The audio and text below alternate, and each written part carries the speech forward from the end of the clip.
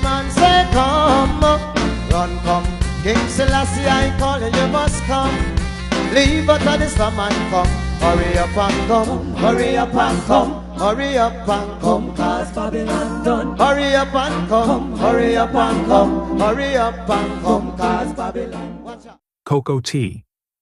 Born Calvin George Scott, born in the fishing village of Rocky Point, Clarendon Parish, Jamaica, on 3 September 1959. Calvin got his nickname Cocoa Tea. When he was young, he was obsessed with drinking cocoa tea every morning, and everyone who knew him started calling him Cocoa Tea. He was schooled at the Savannah Primary School in Rocky Point and the Bustamante Junior Secondary School in Lioneltown, Clarendon. Cocoa Tea grew up with his mother, who was a domestic worker. The father long left and went to United States of America for greener pastures. Much more insights regarding the parents was ever shared. From the exposure gained by singing on church and school choirs, Cocoa Tea recorded his first song in 1974, Searching in the Hills. Only 14 years old and having other interests, Calvin had no plans of making music his career. Searching in the Hills, for Willie Francis's, but the song didn't do well and he hanged the boots. The disappointment was keenly felt by Calvin, and so he took the music business off his mind for a while. The next 5 years found Cocoa Tea first as a jockey and then as a fisherman. It was during this time of fishing that he began structuring his music career. His training grounds were the dance halls, where he would test his lyrics on the various sound systems that came to play in his area. Growing up in a rural environment, his early exposure to the reggae and dancehall scenes influenced his deep connection with music. Musical beginnings. Cocoa Tea's journey into music began in the late 1970s. Inspired by the cultural and social messages of reggae, he quickly found his voice and unique style within the genre. His moniker, Cocoa Tea, reflects both his fondness for the hot beverage and his smooth vocal delivery. In one of the interviews on how he discovered Rastafari, he said, "From about 1980, I've always been around Rasta people, but I used to go to church. But when I used to go to church, the thing that drew me to Rastafari, the difference is when I would go to church and some people would also tell me that, let us go to the Nyabingi. And so we go to the Nyabingi. There is a thing in the church called harvest, where everybody brings something to the church, and they would take those things, and they would sell it to other people. They said they were selling it to support the church. But when I go to the Nyabingi, everybody bring things and just share it with everybody. Nothing was sold. So I said, this is the liberty I like, and he opted to be Rastafarian." Cocoa Tea gained recognition in the 1980s, a period marked by the emergence of digital reggae and dancehall. His breakthrough came with hits like Rocking Dolly and I Lost My Sonia, which showcased his versatile vocal range and lyrical prowess. It's a rocking Dolly, rocking Dolly, I beg you right time, yeah. All right, see that come.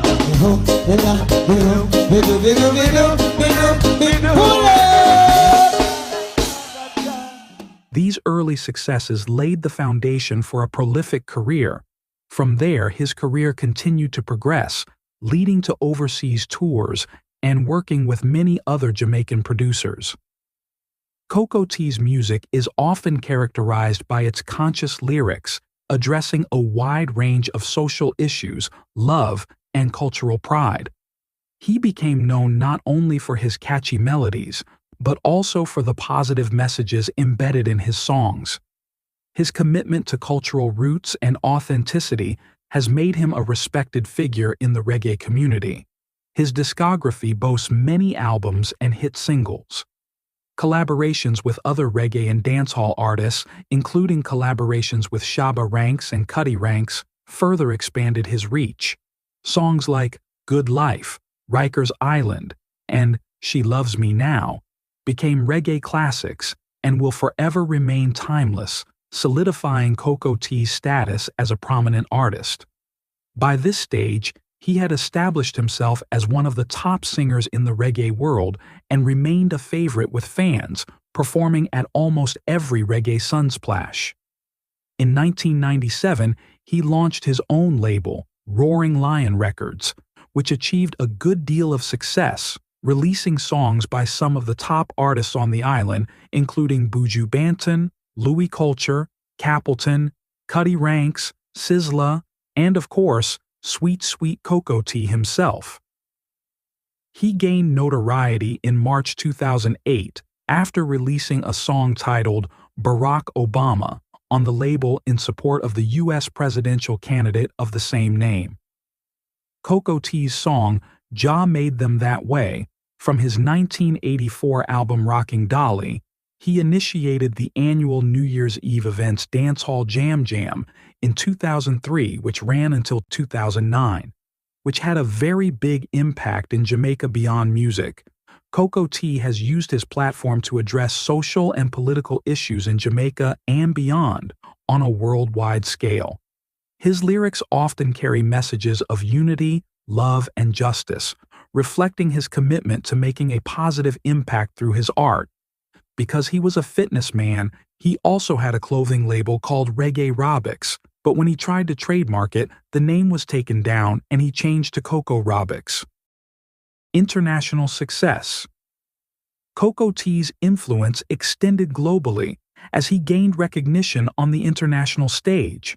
His tours took him to various continents across the world, spreading the sound of reggae and Jamaican culture to diverse and loving audiences.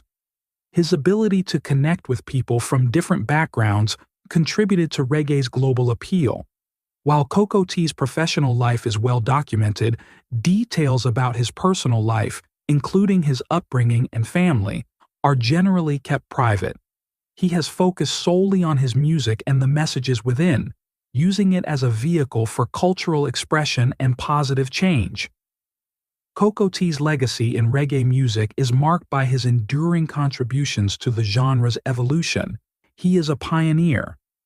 His impact on the cultural and social fabric of Jamaica, coupled with his international success, cemented his place as a reggae icon, a true legend of the genre. We must not also forget that in 2018, during the Rebel Salute, he introduced Koffee as the next biggest star in Jamaica when she was just 17 years of age. And I bring on a female artist on stage and tell them so this is going to be the next sensation from Jamaica. The biggest sensation when run Jamaica and run the world, and them say Cocoa T a fool, a joke. Well, I'm going to tell you something now. Here comes the biggest female sensation out of Jamaica, Original Koffee!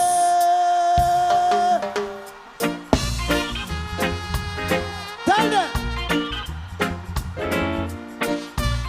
Good night, everybody. Surprise guest for you. Trust me. This is a 17-year-old from Spanish Town. Female. And I tell you, is the next Jamaica female sensation. Her name is Koffee. My name Cocoa and she name Koffee. Step up Koffee, come show the water.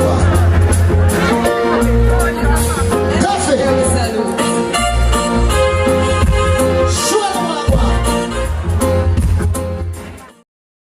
It didn't take a while. Koffee was everybody's favorite, and she dropped hits after hits, signed major record deals.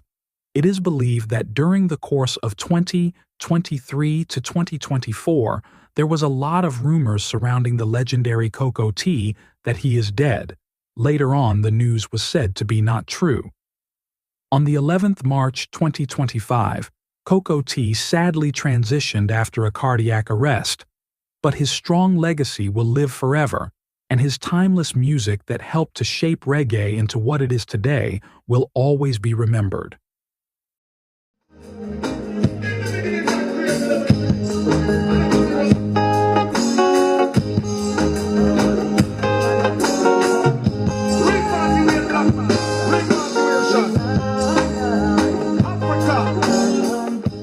reported that the reggae legend Coco T died age 65 after being diagnosed with cancer in 2019.